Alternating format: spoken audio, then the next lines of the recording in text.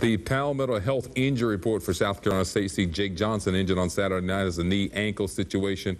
Marcus James, an ankle problem as well, and Jason Ayers, all ankle problems. That comes from the USC game on Saturday night. Joining us on this edition of the Buddy Pough Show, head volleyball coach Millicent Sylvan of South Carolina State.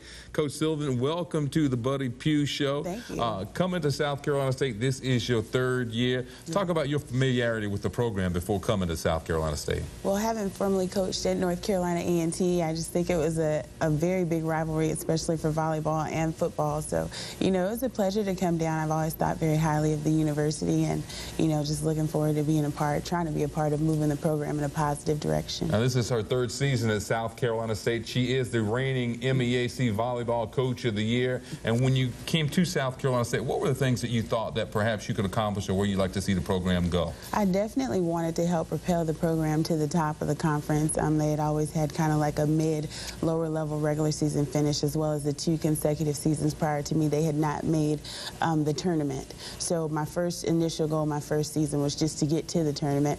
And then last season, we had a very successful run with our young players. So we were trying to push for a championship. We didn't quite get there in the tournament last year, so we're trying to maybe have a second go-around or a second opportunity to do that. Talk about early milestones. A big win over Florida A&M last year. First win in 98 regular season games for Florida A&M. Talk about your players this year, Coach, and who you call on really to make plays for you.